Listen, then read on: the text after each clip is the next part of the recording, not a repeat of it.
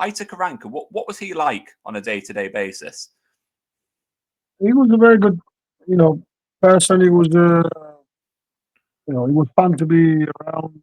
Obviously, his English wasn't the best when he first came, but he was perfectionist, and I think that's what uh, transmitted through the team, and that's the culture it passed on through to us. That we, no matter how good we played the game before, we had to get better. That was by pushing ourselves and by pushing each other. So he set high standards, and he, demanded people to follow them. As long as you did that part and you showed that you're trying to improve, you showed that you tried to improve the team. There was no problem. But you didn't want to get on his bad side either. As a team, we done it a few times by losing games. Then it didn't take defeat very well. So yeah, we knew best not lose the game, otherwise we're in trouble. Was there any particular examples of times when he you maybe saw his angry side after a game? Yeah, you couldn't see it straight away. It wasn't one of them manager that was shouting in the dressing room or you know uh, throwing bottles and stuff like that. We always be calm after the game, but you knew what was coming the next day. Uh, there would be days he wouldn't, for a couple of days, he wouldn't speak to us after defeats. Uh, so yeah, we knew he was mad. We knew he was angry. So yeah, but when you have strong characters, that actually pushes players to become better instead of folding. Because when you have a dressing room of weak personalities, that could actually push the team to get worse and give up in a way. But because we had personality, he knew that.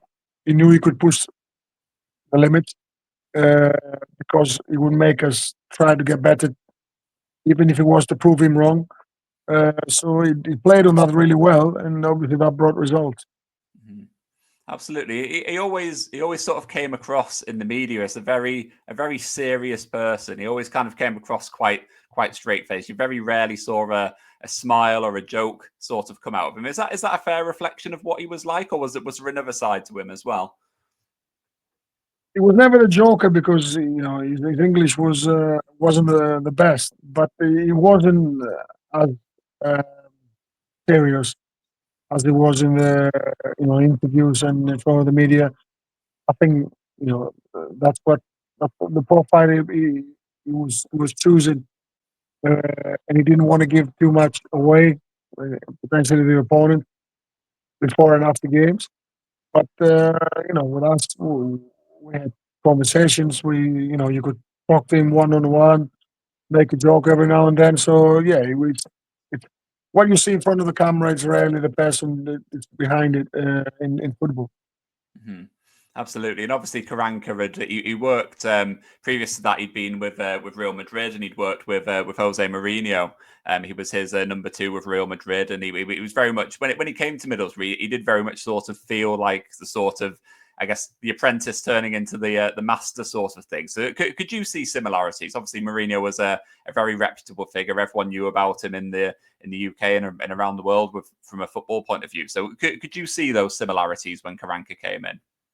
Yes, I could say that we knew that Jose Mourinho was a great tactician and a very good at mind games, either with the opponents or the media or even with his own players. And then Aito did that.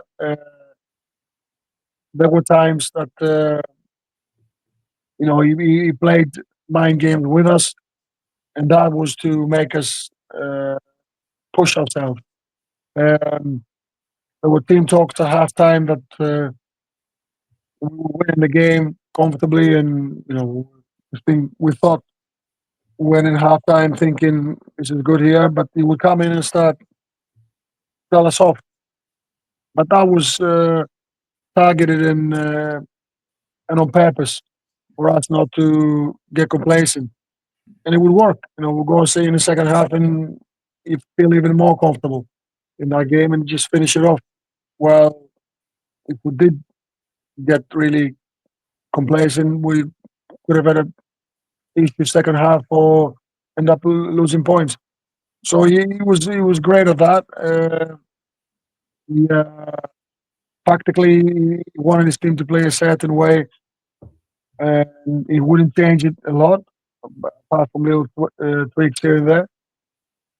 But I think that worked for him as well because of the fact we played the same formation most, if not all of the time. We knew how to play it really well. So our game would get faster. We could adapt as a team. So but most of the time, that made the opponents try to adapt to us because we played the formation so well. Mm.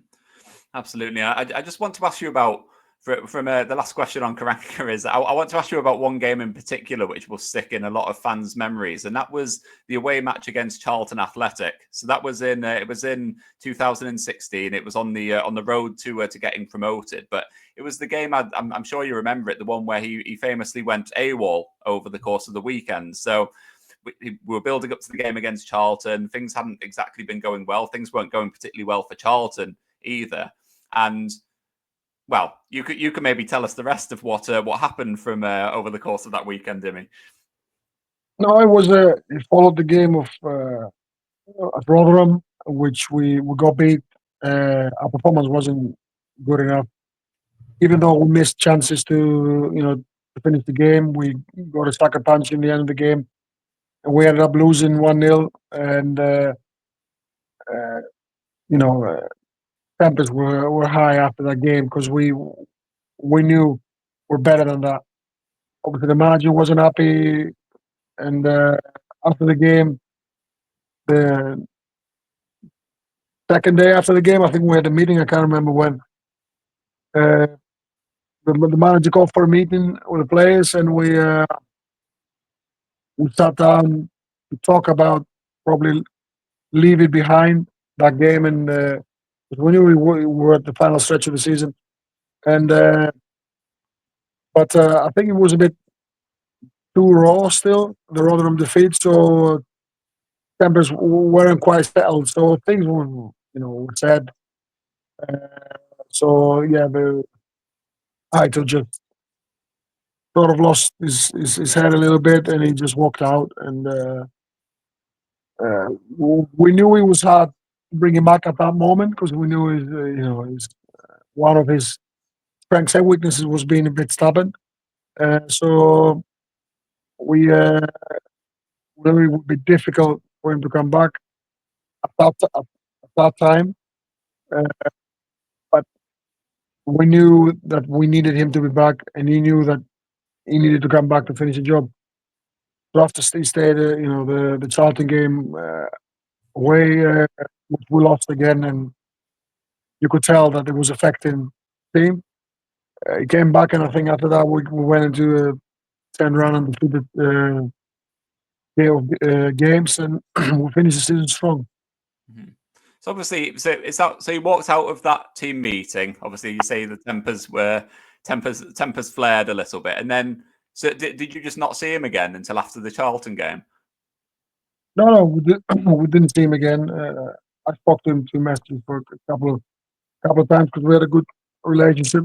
Uh, and I was telling him that he has to come back because we have to finish what we started.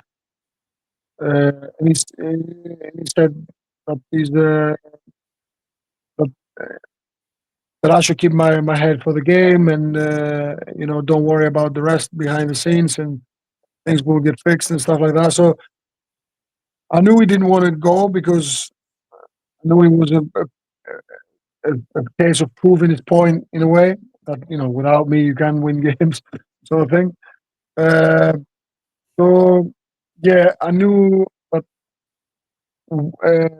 as a whole we needed to feel uh, complete again to go on the last 10 games run that we had. But I think after that it was something a little bit broken. between the relationships of the managers, some players, Mhm. which we concealed for the remainder of the season because we're professionals. And we knew that we had to get promoted, but it showed a little bit the season after. Mhm. Absolutely. So, what was going through? I know you were saying that you'd had messages with Karanka and stuff, but what was going through the players' minds when you were traveling down to London, like either flying down or on the team bus, and the manager's not there? Were you a little bit surprised at how far this walkout had sort of gone, or were people expecting that he would have been available again to come down to Charlton, or what was the sort of feeling? Because I can only imagine that people were quite dumbfounded by the fact that they were going down there without a manager. It was strange because you're not used to these situations and don't happen every day. Um, there were chats, but the main chat was we need to focus on the games. Whatever happened, and we have to do our jobs on the pitch. But obviously, you can tell it wasn't the same atmosphere, and the fact that we played a team that they were basically, they didn't have much to lose. They were in a turmoil with the fans as well. The game was a little bit spoiled by interruptions from the fans, and we couldn't find our rhythm, and all that affected our game. Uh, and we end up losing the game again, same as Rotherham. We had chances to win it, but we didn't take him. So we looked a little bit shaken about that 2 game period. Uh, but we came back strong, which shows again our resilience and our personalities in the dressing room.